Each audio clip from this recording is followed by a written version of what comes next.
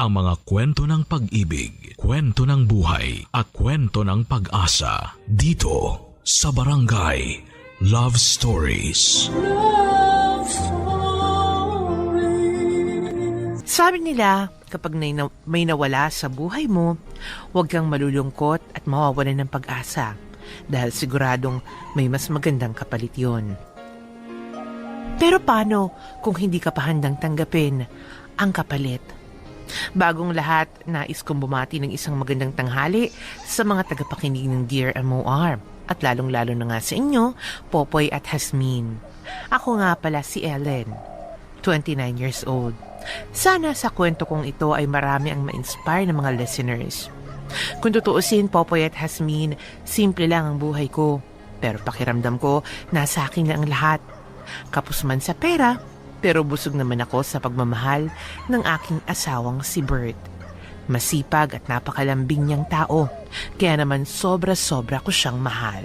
Swerte ko talaga kasi ikaw yung napang-asawa ko. Pero mabait, maganda, at masarap pang magluto. Ako, ibang klase ka talaga, mahal. Basta ito lang din ang palagi mong tatandaan, ha? Nandito lang ako para mahalin ka. Kahit ano pa mangyari, sa'yo lang tong puso ko. I love you. Nak, gusto na rin kasi namin na bumuo ng isang masaya at buong pamilya. Alam ko na magiging isang responsableng tatay si Bert sa mga magiging anak namin. Ganon din kasi siyang tao, matyaga, at kahit anong hirap, gagawin niya para lamang mabigyan ng magandang kinabukasan ng pamilya niya. Ilang buwan pa ang lumipas, ay sa wakas, tinupad na rin ng Diyos ang hiling naming mag-asawa. 4 weeks pregnant na pala ako nang magpa-check up ako. Halos wala na akong ibang mahiling no mga oras na yon dahil mabubuo na rin ang inaasam-asam naming pamilya. Pero Popoy at Hasmin, may mga pagkakataon na kung talagang hindi talaga para sa'yo, wala kang magagawa kundi tanggapin na lang yon.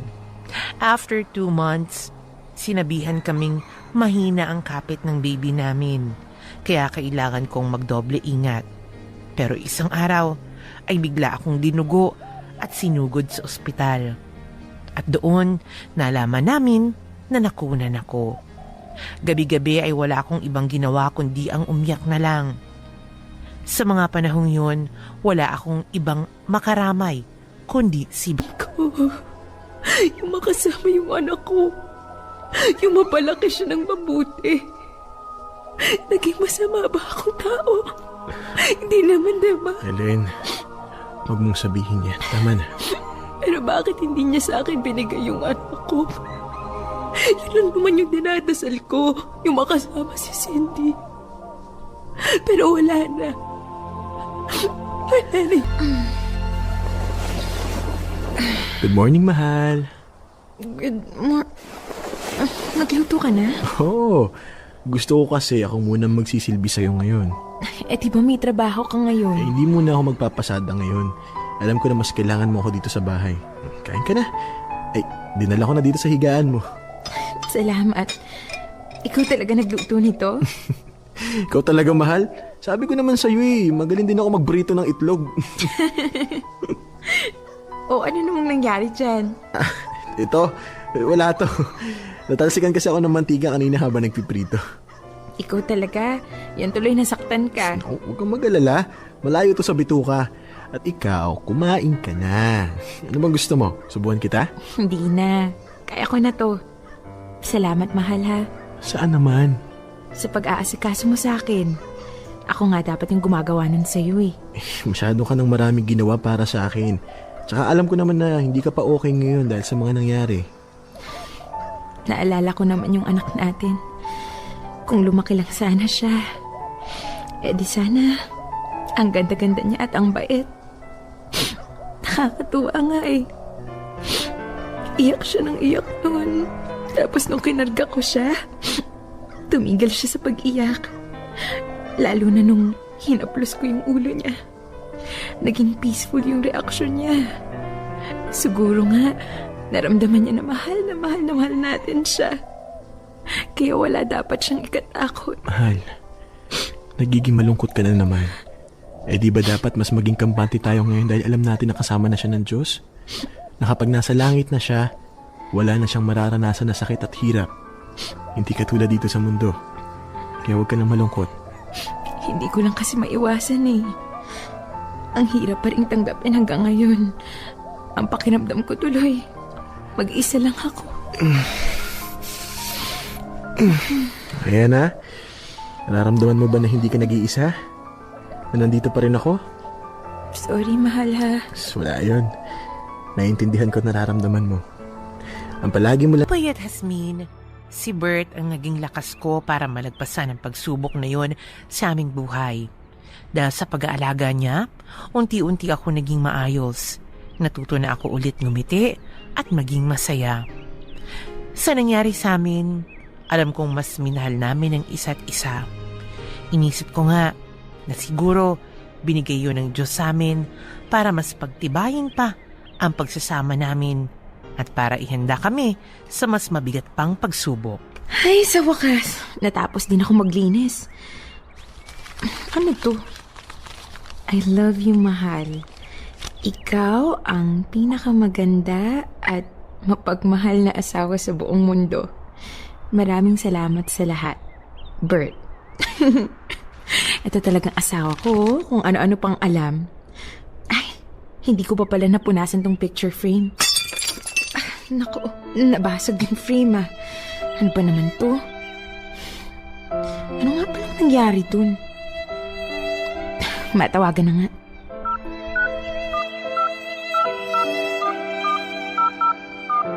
The subscriber cannot be reached. Please try again later. Teka, bakit nakapatay yung phone niya? Hindi naman to nagpapatay ng phone eh. Teka, susubukan ko nga ulit.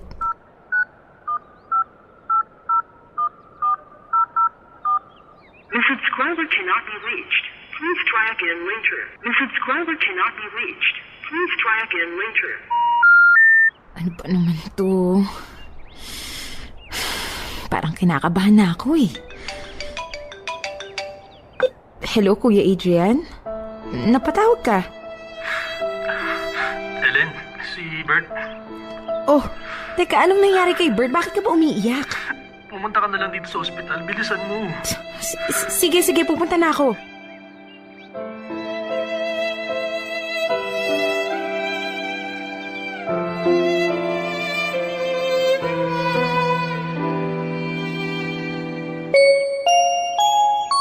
Paging Dr. Di Pasupio. Dr. Di Pasupio, please proceed to the emergency room. Kuya, nasan si Bert? Okay lang ba siya? Nandito siya. Kuya, niloloko mo ba ako? Morgue to eh. Anong klaseng biro to?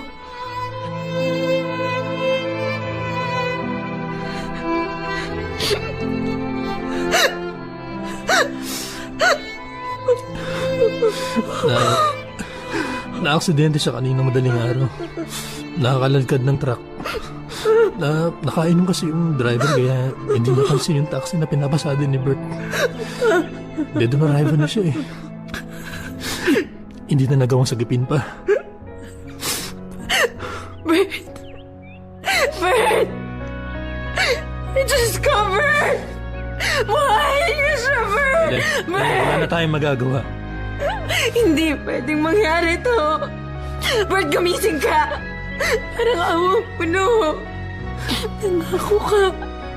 Nangako ka, diba? Diba ang sabi mo sa akin? Ang sabi mo sa akin, hindi mo ako iiwan. Ikaw yung buhay ko. At hindi ko kaya mawala ka sa akin. Huwag mong gawin sa akin to. Bert!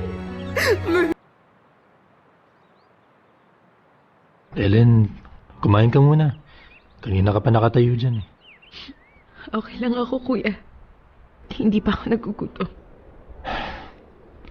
Hindi matutuwa si Bert kung patuloy mong pababayaan ang sarili mo.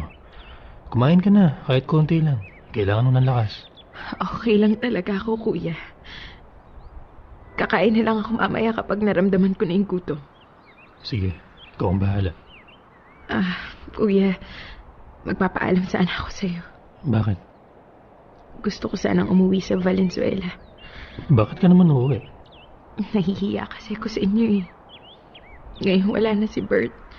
Parang wala rin namang saysay kung doon pa ako titira sa inyo. Ellen, alam mo na simula pa lang, pamilya na rin ang turing namin sa'yo. Kasi kuya, mahihirapan lang akong gumising araw-araw kapag doon pa ako tumira. Maaalala ko lang si Bert. Gusto ko din kasi mag-umpisa ng bagong buhay eh. Ayaw kong umasa na lang sa inyo. Sigurado ka na ba dun sa desisyon mo? Oo, kuya. Nakapagsabi na rin ako sa mga magulang ko na uuwi ako sa kanila. Sige, ikaw ang bahala. Basta kung gusto mong bumalik, andito lang kami. Palagi kang welcome sa pamilya namin. Maraming salamat sa lahat ng kabaitan na pinapakita niyo sa akin. Salamat din sa'yo dahil nagawa mong pasayahin ang kapatid ko. Alam ko naman na kahit nasa langit na siya ngayon, kasama ang anak ninyo, patuloy ka pa rin niyang mamahalin. Mahal na mahal ko din siya, kuya.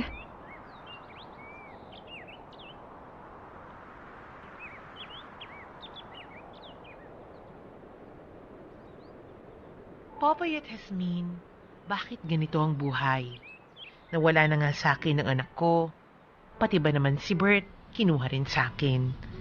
Paano ko ipagpapatuloy ang buhay ko kung nawala na sa akin ang nag-iisang rason ko para mabuhay? Sobrang hirap.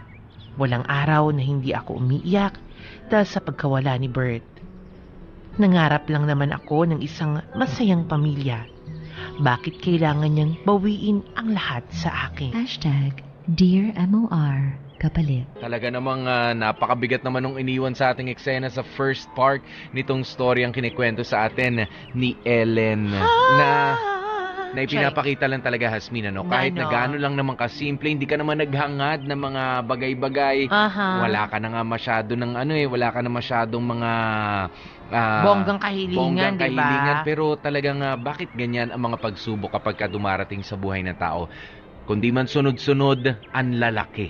Alam mo, Popoy, lately, I've been winning battles left and right.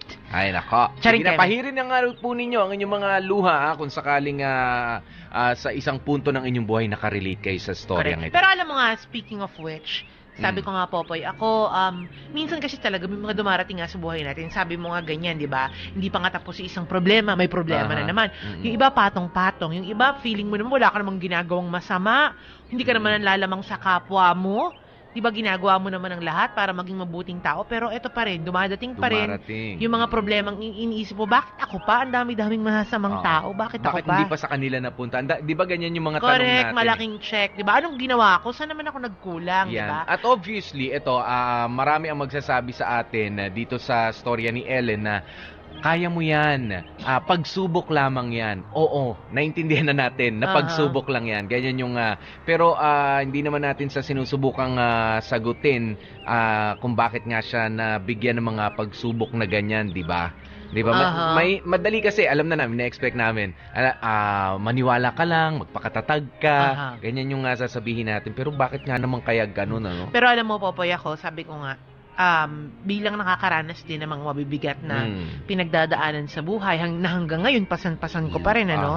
Alam mo, I realize, Popoy, totoo talaga to. Minsan talaga, kahit gano'n natin isipin, kahit gano'n natin pag-aralan, kahit gano'n natin katanong-tanongin ang sarili natin, kung ano ba yung rason, maniwala kayo mga kapamilya, meron at merong rason yan. Tama. Meron at merong rason ng Panginoon kung bakit binibigay sa iyo yung mga ganyang kabibigat na problema. And, in Ate Ellen's case, una na lang yung pagkawala ng bata. Diba? Yung pagkawala ng anak niya. Correct. Pagkawala ng anak niya, siguro yung rason doon is para mas patatagin pa yung relasyon nila bilang mag-asawa. Na nangyari naman talaga. Correct, na Lalo nangyari. lang sila naging sweet kasi yung iba niyan, eto, subukan natin, yung iba niyan, yung lalaki, yung lalaki sa parte niya, parang nawawalan ng gana. Lalo na kapag ganyan, parang nata-turn off, o yung iba naman, parang naghahanap ng iba. Dahil parang hindi kaya nung babae. At yung iba naman, yung mga babae naman, parang bumibigay na talaga emotionally. Diba na hindi na nila kayang magpatuloy pa sa normal nilang buhay dahil sa depression. Pero nalampasan niya ni Ellen. Correct. Kumbaga, pinagtibay nung pangyayaring yun, yung pagsasama nila Tama. bilang mag-asawa. Diba? Yung faith nila, yung faith din nila sa Panginoon. Diba? Na kumaga pinaubayan na nila sa Panginoon kung ano yung plano niya para sa kanilang mag-asawa. Pero eto kayang nangyari sa kanila, kay Ellen na nawala si Bert. Ano kaya ang rason ng Panginoon doon, ano? Alam Ayan. ko na kung anong rason ng Panginoon doon. Ano? Di ba nga driver siya? Di ba taxi driver? Siguro para mabawasan ng traffic. Charing, Echos. Charing lang. Ay, pinapatawa ko lang kayo. Anyway, Hindi ako natutuwa sa patawa mo. kasi iniisip ko rin kung anong rason.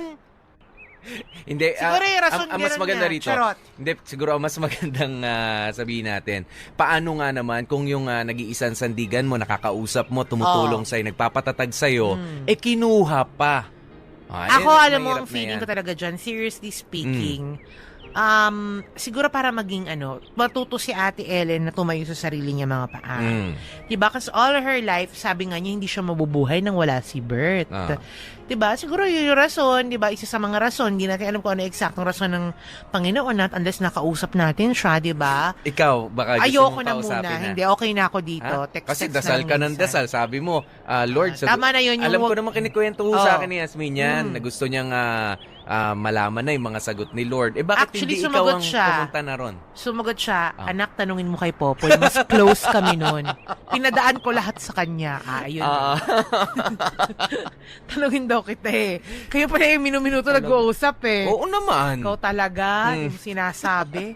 Kasama niyo po kami. Ako si DJ P, DJ Popoy. That's my Gua Popoy. At ako naman si Baby Girl Hasmin. Manatili kayo nakatutok. Dito lang yan sa MOR. 101.9. My only radio for For life. life. Dear MOR.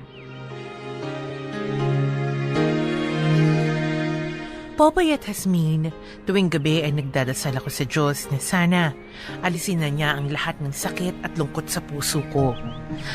Parang hindi ko na kasi kaya. Tuwing magigising ako, wala na akong ibang ginawa kundi ang umiyak dahil miss na miss ko na ang asawa ko. Hanggang sa na-realize ko na lang na hindi ko pwedeng lunurin ang sarili ko sa lungkot. Kailangang ituloy ko ang buhay ko para na rin kay Bert. Popoy at Hasmin, nang umuwi ako sa amin, kaagad ako naghanap ng trabaho.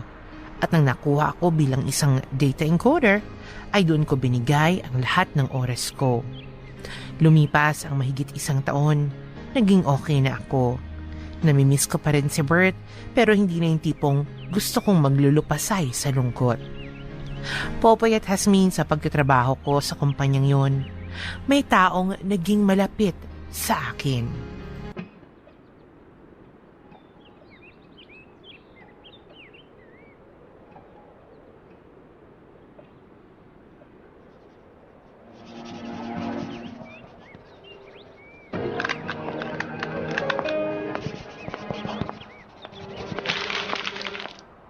Hi, Ellen. Oh, Alan. Anong meron? Wala lang. Busy ka ngayon ha. Baka naman gusto mong mag-lunch. Ha? Lunch na ba? Opo. Ikaw talaga, napaka-workaholic mo kasi. Pati yung oras ng pagkain, nakakalimutan mo na. Ang dami ko pa kasing ini-encode eh. Mauna ka na lang. Hindi ka kakain? Hindi na. Kailangan ko kasi itong tapusin. Oh, bakit mo pinatay yung computer ko? Eh kasi hanggat hindi yan nakapatay, alam ko hindi ka rin kakain. Kaya halika na. Wala akong pera. Ikaw? Walang pera? Kailan pa nangyari yun? Ang tipid-tipid mo kaya. Pero sige, halika. Libre kita ng lunch.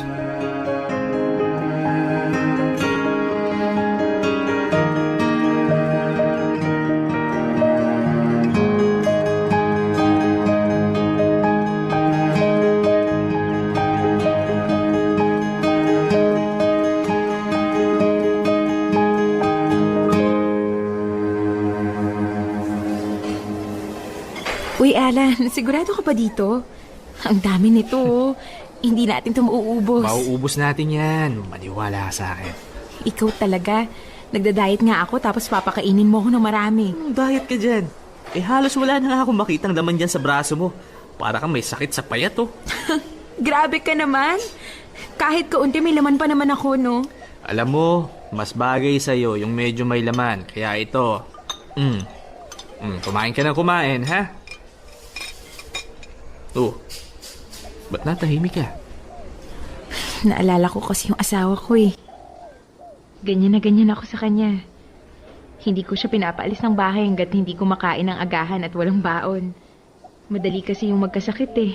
Ilang taon na nga ulit siyang wala? 1.5 years. Pero alam mo, hanggang ngayon, namimiss ko pa rin siya. Naisip ko nga, paano kung buhay pa siya?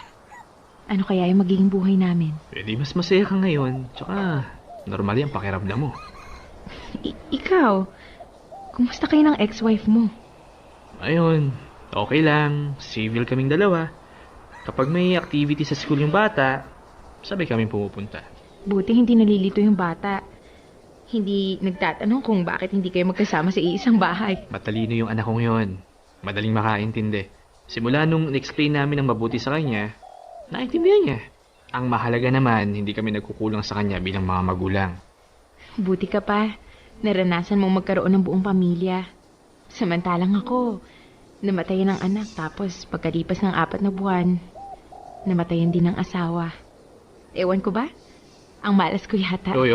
Huwag mong sasabihin yan, Ellen, ha? Wala kang kasalanan sa lahat na nangyari sa'yo. Isipin mo na lang na kaya binigay sa'yo ng Diyos yung mga ganyang klaseng pagsubok kasi alam niya na kaya mong lagpasan. Sa tingin mo? Oo naman. Tignan mo nga yung sarili mo. Okay ka na, di ba? Hindi ka naman sumubok magpakamatay. Hindi ko talaga gagawin yon, no? Malaki naman yung takot ko sa Diyos. Naisip ko rin naman na ano bang sense kung gagawin ko yung mga bagay na ganon, di ba? Sabi nga ni Bert, lahat ng problema may solusyon. May katapusan. Minsan lang talaga, nagiging bulag tayo sa mga pwede nating magawa para malagpasan yung lahat ng pagsubok. Oh, see? Nagiging positive thinker ka na. Sabayan mo pa ng pagkain ng marami, sigurado magiging okay ka na. Loko-loko ka talaga, no? O basta, libre mo to, ha? Oo naman, kaya mo kita pinagbayad. Sa bagay, tara na nga, kumain na nga tayo. Basta Ellen, palagi mong tatandaan na darating din yung panahon na magiging masaya ka ulit. May mga taong nagmamahal sa'yo. At kung sakaling dumating man siya, huwag mong isarado yung puso mo magmahal, ha?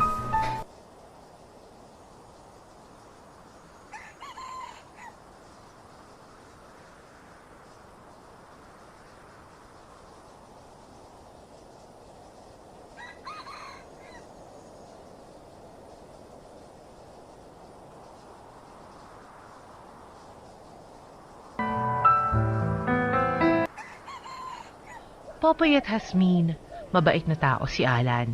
Sa katunayan nga ay mas komportable ako sa kanya kaysa sa iba pang kasamahan namin.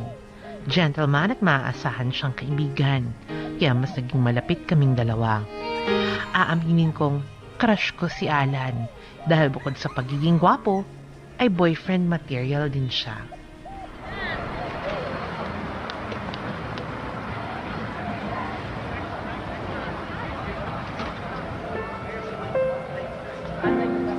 Bakit mo ako dinala dito? Para mag-relax ka. Puro kasi computer yung nasa harapan mo eh. O nagbigay sa akin na rason para sumaya. Ikaw ang naging daan ko para muli kong maalala na magmahal muli. Na huwag ikulong ang sarili sa nakaraan. Ikaw ang babaeng gusto kong mahalin. At matagal ko na...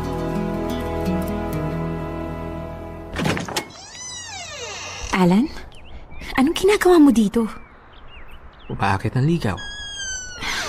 Alan, ano ba? Kailan mo ba ako titigilan? Hanggang sa tanggapin mo na rin sa sarili mo na kaya mo na akong mahalin. Hindi nga kasi pwede. Hindi ba talaga pwede o sinasabi mo lang sa sarili mo yan? Ellen, kahit isang pagkakataon lang, pagbigyan mo naman ako. Papatunayan ko sa'yo na mahal kita. Hindi pa ako handang magmahal, Alan. Pues maghihintay ako. Kahit gaano katagal, wala akong pakailam kasi to...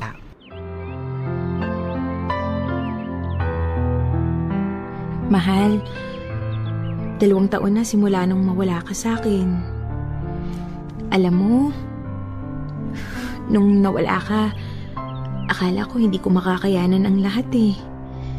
Sobrang sakit. Kasi 'di ba, nangako ka sa akin hindi mo ako iiwan. Pero wala eh. Hindi na kita kasama ngayon. Sobrang miss na kita. Kung bibigyan lang ako ng Diyos ng isa pang pagkakataon, hihilingin ko sa kanya na kahit isang saglit lang, makasama kita ulit. Kahit isang minuto lang, mayakap kita. Kasi Bert, hanggang ngayon, hirap pa rin ako. Kung pwede lang ulitin ang lahat, sana mas pinaramdam ko pa sa'yo kung gaano kita kamahal.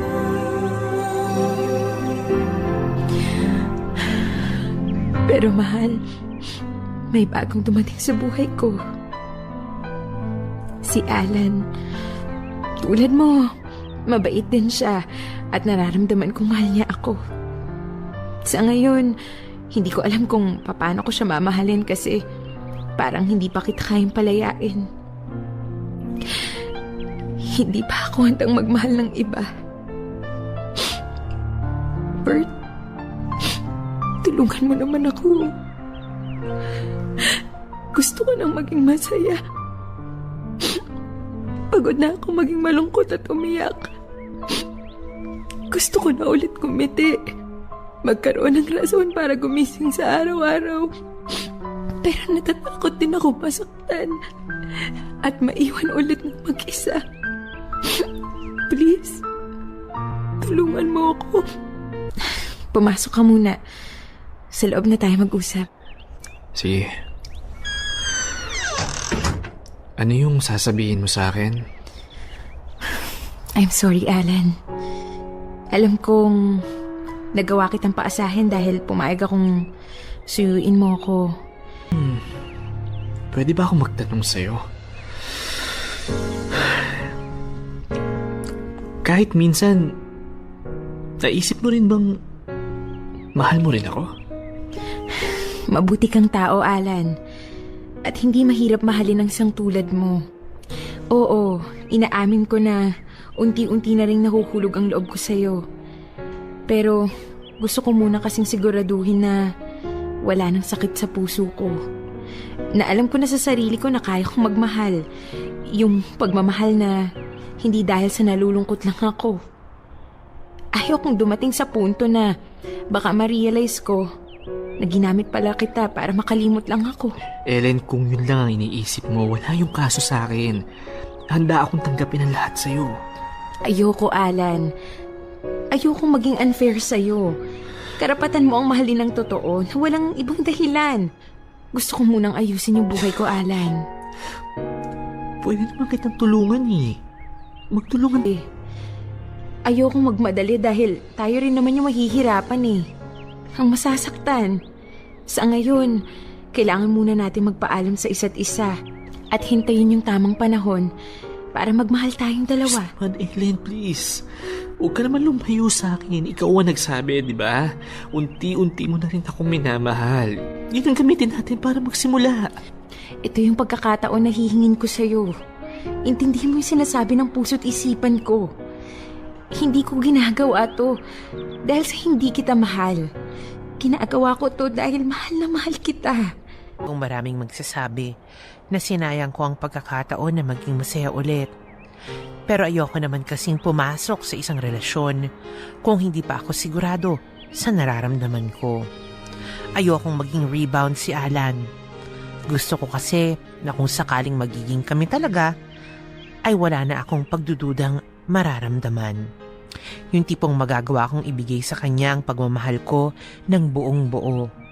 Pakiramdam ko kasi ay hindi pa ako handang pumasok sa isang relasyon. Maraming salamat sa pagbibigay oras na basahin ang liham kong ito.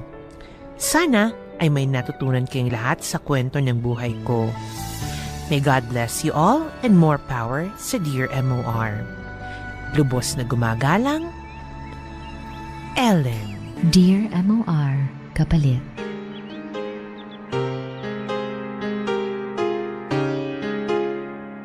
Ayan, Even if okay ka na?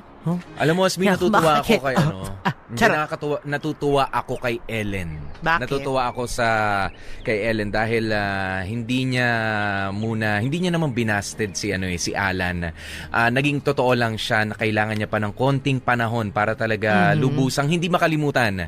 Makaget over doon sa kanyang experience ng pagkawala ng anak niya, lalo na si Bert, 'di ba? Ang hirap kasi yung iba yung pinipilit na magkaroon agad ng kapalit. Mas mahirap 'yun Kaya mas bilib ako dito kay Ellen na mas pinili niya muna mag-isa dahil wala namang iba makakasolve nito kundi siya lang rin. Correct, malaking check. Kaya naman, at least, di ba, naglawit siya ng konting pag-asa. Sinabi naman niya kay Alan na maghintay ka. Kung ready na Diba? ako, ayan. At saka ako, nakikita ko naman, So, okay Popoy, yun sa mga sinasabi nga ni Ellen, di ba, una, inadmit naman niya na naging crush niya si Alan. Pangalawa, napalapit na nga din sa puso niya si Alan. I can see naman na meron ng puwang sa puso ni Ellen si Alan. Yun nga lamang, she wants to be totally healed. Doon sa mga, ang bibigat naman kasi na nangyari sa buhay niya, Popoy. At naintindihan ko nga naman na kung ibibigay ko agad yung sarili ko sa'yo, nakakatakot na baka hindi ko maibigay yung buong-buong ako. Yan. Plus, diba? I will be unfair. Yan. Kasi nga yung attention mo hating-hati pa. Oo nga, wala na si Bert. 'Di ba? Pero yung mga ala-ala niya, nandyan pa, ang linaw-linaw pa. Ayan, gusto mo munang gumawa ng ibang mga bagay. Medyo sabihin na natin, matabunan mo na yon. Ayan, tsaka ka mag-move on sa susunod mong love story. Correct. Kaya Kuya Bert, ikaw kung talagang mahal mo si Ellen, Si Alan. Ay, si Alan pala. Ay, Bert, sumalangit na ba? Ay, Alan, kung talagang, Bert, kung mahal mo si Ellen, magpakita ka. Bigay ka paramdam ng sign. ka, di ba? Nasasagot. Charot. Alan, kung mahal mo, this is the perfect time para patunayan mo yung pagmamahal mo kay Ellen. Kung mahal mo talaga siya, you will wait. Maghihintay ka. Di ba? At rerespetuhin mo yung mga pinagdaanan niya sa buhay. Tama. At rerespetuhin mo rin, syempre, yung alaala nung asawa at saka nung anak. So, hayaan mo muna na totally mag-heal. But for the meantime, ang gawin mo, maging kaibigan ka muna sa kanya. Walang bahid ng personal na intention, walang bahid na ibang motibo, pero just be a friend to her. Kung paano kayo nagsimula na maging close, 'di ba? O doon ka na muna, medyo a step back. Ibig sabihin yung konting atras, hindi naman ibig sabihin na umaayaw ka na sa laban. Correct. Kumbaga, Malaki wag ka muna sumugod kasi nga na-warningan ka na. Wag kang susugod kasi wala kang laban kapag ipinilit mo 'yan. Wala kang laban. Hindi si Ellen ang kalaban mo kapag ipinilit mo Alan yung gusto mo, kundi yung sarili mo ang maging kalaban mo. Tsaka may perfect time para sa mga bagay-bagay.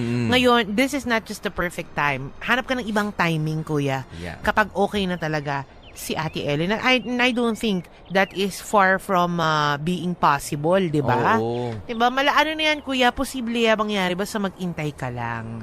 Lalo na ngayon, no? Yan, dadasal na rin naman si Ellen, di ba? And of course, ito na nga po yung iintay ninyong hugot line naming dalawa ni Popoy. Go, Popoy. Ikaw na yan. Napaka-misteryoso talaga ang mga bagay na kayang gawin ng pag-ibig.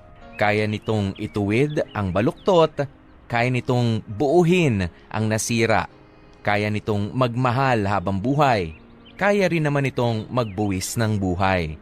At minsan pa nga ay kaya nitong maging tapat hanggang sa kabilang buhay. Antara, mabuhay si Popoy. Mabuhay? Charing Kevin. Charot.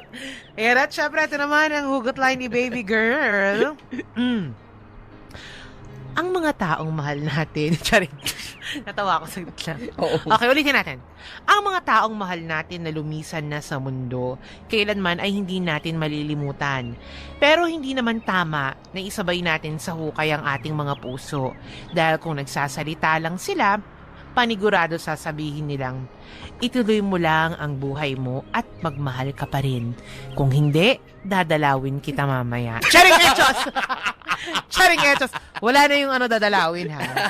Yun, hanggang sa magmahal ka pa rin lang. Kung hindi, sumunod ka na. Kung ayaw mo, join kita dito. Maginaw. At ayan na nga mga kapamilya, maraming salamat sa pagtutok. Nako, paalam na nga po kami. DJ PDJ Popoy, that's my Guapopoy. At ako naman si Baby Girl, as means ko lang yan sa MOR 101.9 My Only Radio for Life. Bago ang lahat, ay hayaan niyo muna akong bumate ng isang magandang tanghali sa inyo, Popoy at Asmin. Dahil sa maselan ang ibabahagi kong kwento, sana ay itago nyo na lamang ako sa pangalang Ivy.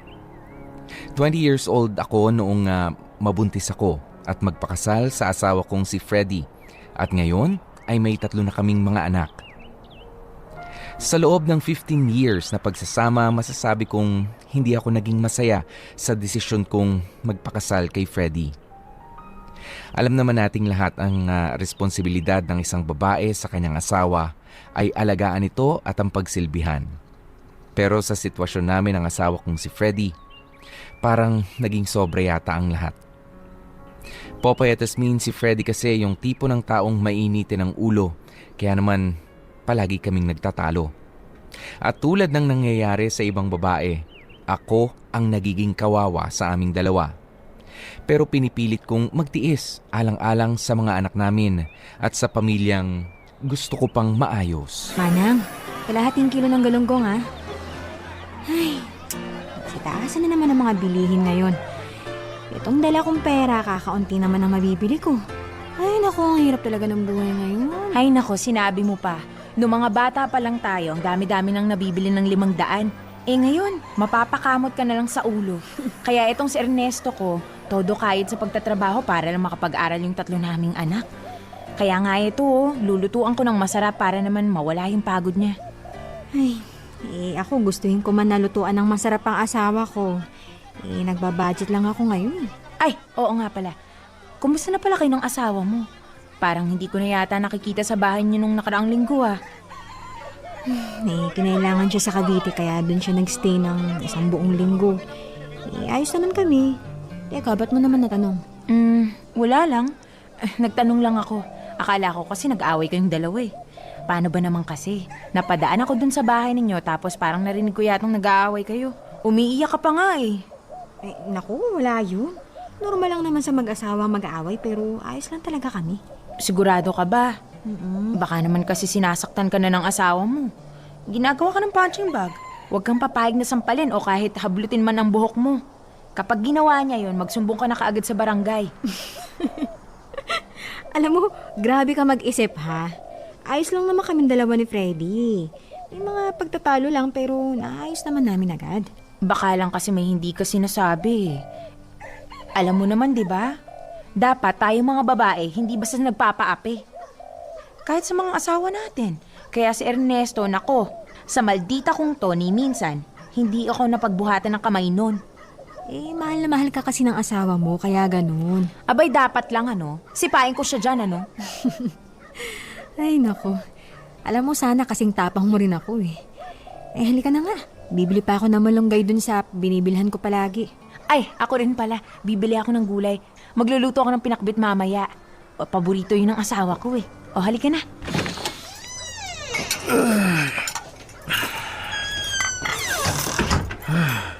Nakakapagod. Nandiyan ka na pala. Kumain ka na ba? Hindi pa. Ay naku, halika na rito. Ipaghahanda kita ng hapunan. Ito. Ang plato mo. Tapos ito naman yung kanin ha. Kumuha ka na lang dyan. Pritong galunggong na naman ang ulam? Yan lang kasi yan nagkasya sa perang dala ko kanina. Kaya yan lang yung ulam natin ngayon. Sus, galunggong na nga kaninang umaga, galunggong pa rin hanggang ngayon? Saan mo ba ginagamit yung mga perang binibigay ko sa'yo? Ano ba naman yan? Pagod na nga ako sa kakatrabaho. Pag uwi ko, ganito pandadatnang ko. Pasensya ka na mahal ha. Nangailangan kasi sa Aileen ng pang-project niya sa school. Kaya ayun, binigyan ko. Kawawa naman kasi. Project na naman! Puro na lang project Buti na lang sana kung nakakaya niyang project na yan Huwag ka namang maingay. Nagpapahinga na yung mga bata Baka mamaya magising at marinig ka pa Isipin pa nila, silang dahilan kaya ka nagagalit. Wala akong pakialam! Pwes na buhay to! Kahit ka ng kahit sa trabaho tapos ikaw naman, konting ungot lang ng anak mo, bigay ka naman. Aba, Ivy naman, turuan mo naman magtipid yung mga bata. Para sa eskwelahan naman nila yung hinihingi nila Kaya, huwag ka nang magalit. Ano bang gusto mong ulam? Mangungutang na lang ako dyan sa tindahan. Hindi ka lang marunong maghawak ng pera. Ang tanga-tanga mo pa! Uutang ka? Di mas lalo tayo nahirapan. Di mo man lang ginagamit yung utak mo. Pasensya ka na. Wala naman kasi ako magagawa. Iyan na lang yung pera namin. Kasalanan ko ba kayo, ha? Kasalanan ko ba? Hindi, wala akong sinasabing kasalanan mo. Bitawan mo na ako. Nasasaktan na ako. Ayusin mong pagbabudget dito sa bahay, ha? Kung ayaw mo masaktan! Kahit kailan talaga wala kang pakinabang, eh. Puisit! Popoy at Asmin, si Freddy ang kumakayod para sa aming pamilya. Habang ako naman ay nakatoka sa pag-aalaga sa kanya at sa mga anak namin. Araw-araw ay naglilinis ako ng bahay, nagluluto at inaalagaan ang mga anak namin. Pagod man pero kinakaya ko para kahit man lang doon ay makatulong ako sa asawa kong si Freddy. Mahal ko siya, kaya lang hindi ko talaga maiwasan na minsan ay gusto ko nang sumuko dahil sa ugali niya. Sa totoo lang, Popoy at Asmin, hindi lang ang pagkakaroon ng mabigat na kamay ang problema ko kay Freddy. Para kasi akong nakakadena sa relasyon namin. At wala akong iba magawa kundi ang sundin ang lahat ng gustuhin niya. Wala akong karapatan na humindi o kahit na magreklamo man lang dahil kapag gano'n ang ginawa ko, ay sinasaktan niya ako. Kaya naman, heto ako, sunod lang ng sunod sa kahit anumang gusto niyang gawin. Kailangan ko naman tapos ng pag-uhugas. Dami ko pang gagawin. Ano, matagal ka pa ba dyan? Magulo yung kwarto, linisin mo na. Sige, mamaya. Patapos na rin naman ako dito sa paghuhugas ng pinggan eh. Nasaan na yung mga bata? Pumasok na. Pinasabi ko kay Manong Berto sa tricycle niya. Umuulan kasi. Baka madumihan lang yung mga uniforme nila. So, anong oras uwi nila? Mamaya mga 3:00 daw. Susunduin ko na lang sila sa eskwelahan. Bakit? Wala lang. Matagal ka pa ba dyan? Ay, hindi naman mabilis na lang to. Teka, bakit? May iutos ka pa ba? Wala naman. Hindi. Ano bang ginagawa mo? Ano pa sa tingin mo? Freddy, naguhugas ako ng pinggan. Itigil mo nga yan. Hindi naman tatakbo yung mga pinggan eh. Ako na muna. Mamaya na yan. Freddy, ano ba? Huwag mo akong halikan. Bakit, ha? Ayaw mo ba ng ganito? Ano bang gusto mo? Ito ba? Ganito ba? Freddy! Sabihin mo lang. Ano? Gusto mong ginagawa ko, diba? Yung mga ganitong haplos. Ganitong halik. Freddy! Freddy, ano ba? Itigil mo nga yung ginagawa mo, Freddy! Ang dami ko pang gagawin, oh. Wala ang mga bata. Tulog ang bunso natin. Ibig sabihin, walang istorbo. Solong-solo natin ang bahay. Parang dati lang. Harap ka dito sa akin. Ayan. Freddy, ayoko. Wala ako sa mood. Pagod ako't marami pa akong gagawin, oh. Magugustuhan mo to. Mawawala lahat ng pagod mo sa gagawin ko. Freddy, ayoko nga sabi. Ano ba, Freddy? Freddy, ano ba? Ano ba nangyayari sa'yo? Simpleng bagay lang, hindi mo pa maibigay sa akin? Freddy, marami pa kasi akong gagawin, eh. Saka wala ako sa mood ngayon. At bakit, ha? Siguro may iba ka na, no? Kaya parati ka na lang walang gana sa akin. Saan naman ang galing ang bintang mo? Tumami ka nga sa akin! May lalaki ka ba? Wala! Freddy, wala. Bitawan mo ako. Nasasaktan ako. Hindi ka talaga aamin, ha? Freddy, ano ba kasi naaminin ko? Wala naman talaga. Sinungaling! Ano? Magsisunungaling ka pa sa akin, ha? Freddy, maniwala ka sa akin. Wala talaga akong lalaki. Eh bakit ayaw mo? Ha? Tinatanggihan mo na ako ngayon, ha? Tinatanggihan mo na ako! Hindi naman sa ganun. Pero nga... Bakit? Hindi na ba ako magaling para sa'yo? Kasi magaling na yung lalaki mo! Ano ba yung pinagsasabi mo? Wala nga sinabi akong ibang lalaki. Maniwala ka naman sa akin. Pwes! Gawin mong gusto ko! Halika rito! Aray! Freddy, wag mo akong ilahin! Nasasaktan ako! Freddy! Diyan ka! Ano bang gagawin mo, Freddy? Itong tatandaan mo, ha? Walang ibang makikinabang sa'yo kundi ako lang. Ako lang! Naiintindihan mo ba yun, ha?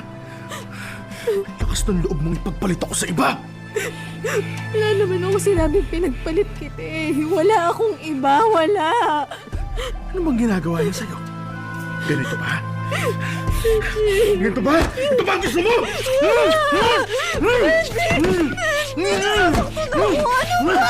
Talagang masasaktan ka ngayon sa kalokohan mo! Ito! Popoy at Asmin, yun ang unang beses na ginawa sa akin ni Freddy. Ang pilitin akong makipagtalik sa kanya. Oo, asawa ako at alam kong responsibilidad ko rin yun sa kanya. Kaya lang, may mga pagkakataon kasi na minsan ay ayokong gawin yun. Pero wala akong magawa. Nakatatak sa isipan ko na asawa ko si Freddy at wala akong karapatan na humindi sa kanya. Pagkatapos ngang mangyari yon, ay iniwan niya akong umiiyak sa kwarto mag-isa. Nanginginig at takot na takot. Gusto ko nang umalis sa bahay ng mga oras na yon, pero inisip ko ang mga bata. Hindi ko kayang buhayin ang 3 naming anak na mag-isa. Naisip ko nga, rape na kaya yun, yung ginawa sa akin ng asawa ko? Dinaan niya ako sa puwersa para makuha niya ang gusto niya. Pero inisip ko na lang, hindi naman siguro rape yun dahil asawa ko si Freddy. May karapatan siya sa akin. Popoy at Asmin, doon nagsimula ang lahat. Ang pamimilit niya sa aking makipagtalik sa anumang oras na gustuhin niya. Kapag hindi ako, ay tadyak, sampal, at batok ang nakukuha ko sa kanya. Sa totoo lang, ayos lang naman sa akin ang pisikal na pananakit dahil nawawala rin naman yon. Pero yung palagi niya sa aking sinasabi na wala akong kwentang asawa, yun ang hindi ko na kinakaya. Lalo na kung lahat naman ng gusto niya, lahat ng pangangailangan niya, ay ibinibigay ko. Alam mo, minsan na lang natin gawin to. Ang alin? Itong ganito, yung pag-date. Kasi 'di ba, marami na tayong pinagkakaabalahan. Ikaw sa trabaho, tapos ako naman sa pag-aasikaso sa mga anak natin sa paglilinis ng bahay. Kaya masaya ako dahil inaya mo kong kumain sa labas ngayon. Akala ko kasi wala na tayong gagawin sa anniversary natin eh. Sus, wala lang to, no? Simpleng kain lang sa labas. Saka, mumurahin lang naman tong kinainan natin. Ano ka ba? Malaking bagay na to sa akin, no? Kasi ibig sabihin nun, naisip mo pa rin akong i-date. Naaalala mo ba nung bago pa lang tayo? Wala pa yung mga bata. Naku, kung saan-saan tayo nakakarating para lang kumain.